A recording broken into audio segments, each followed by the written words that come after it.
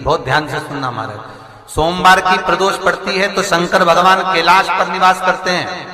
हमारे यहाँ कहते हैं सोमवार की जो प्रदोष पड़ती है वो इच्छा पूर्ति करती है। शुक्ल पक्ष में जो प्रदोष पड़ती है वो लक्ष्मी की वृद्धि के लिए होती है। कृष्ण पक्ष में जो प्रदोष पड़ती है वो रोग और बीमारी को मिटाने की होती है। तो जितने उपाय आपको प्रदोष के बताए जाते हैं उस हिसाब से आप करो कि शुक्ल पक्ष की प्रदोष है तो लक्ष्मी का कोई उपाय करना है तो हमें शुक्ल पक्ष की प्रदोष पे करना है। अगर हमें बीमारी से निपटने का कोई इलाज करना है या कोई उपाय करना है तो उसको कृष्ण पक्ष की प्रदोष पर करना। अब शुक्ल पक्ष की प्रदोष, उसकी प्रदोष का दिन था, बैठा हुआ था।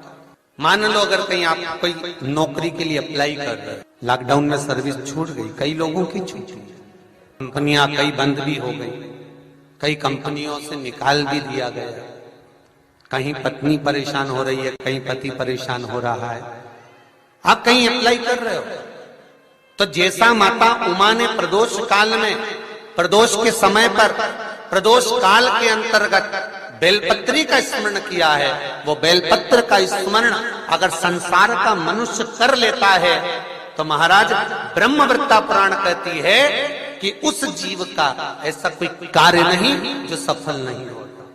महाराज मेरा निवेदन रहेगा, किसी एग्जाम में आप बैठ रहे हो, इंटरव्यू के लिए जा रहे हो, किसी कार्य के लिए जा रहे हो, नौकरी नहीं लग रही, सर्विस नहीं लग रही, तो महाराज तांबे के कलश में 11 बेलपत्र को रखा जाए और तांबे के कलश में 11 बेलपत्र रखकर उसमें 11 सफेद पुष्प को डाला जाए।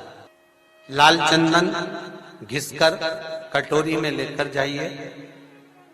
प्रदोष के दिन, शुक्ल पक्ष का जो प्रदोष पड़ जाए उसके दिन शंकर के शिवलिंग पर लाल चंदन लपेटने से पहले शंकर की जो जलाधार, शंकर भगवान का संपूर्ण परिवार जलाधारी में विराजमान है। शिव महापुराण कहती है, माता उमा का चरित्र कहता है, कोई एग्जाम में बैठ रहे हो, कोई कंपटीशन एग्जाम में बैठ रहे हो और चाहते हो कि मेरी नौकरी इसमें लगना ही चाहिए, तो लाल चंदन का लेपन आपको इस पूरी जलाधारी पर करना है।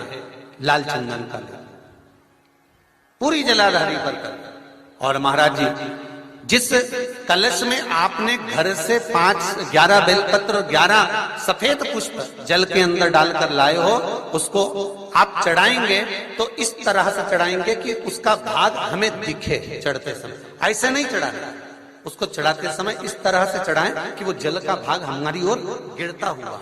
महाराज जब आप वो समर्पित कर दें, बेलपत्र पुष्प आदि सभी चीजें, उस चंदन का एक थोड़ा सा भाग पूरी जलाधारी पर हाथ फेर कर अपने दरवाजे पर आते आते उसका स्पर्श कर दें। जिस दरवाजे से आप एग्जाम देने के लिए जाओगे, जिस घर से आप जाओगे, अपने घर के किसी भी दरवाजे पर उसका हाथ लगा दें या कोई स्थान को छू लें।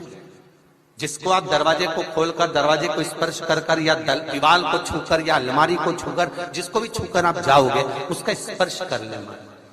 फिर आपको कुछ नहीं करना है, उमा और महेश ही सब कुछ करेंगे जो उनको करना है, सब साथ। अगर वीडियो आपको पसंद आई तो वीडियो को लाइक कीजिए और चैनल को सब्सक्राइब कीजिए ताकि आने वाली वीडियो आपको सबसे पहले मिले।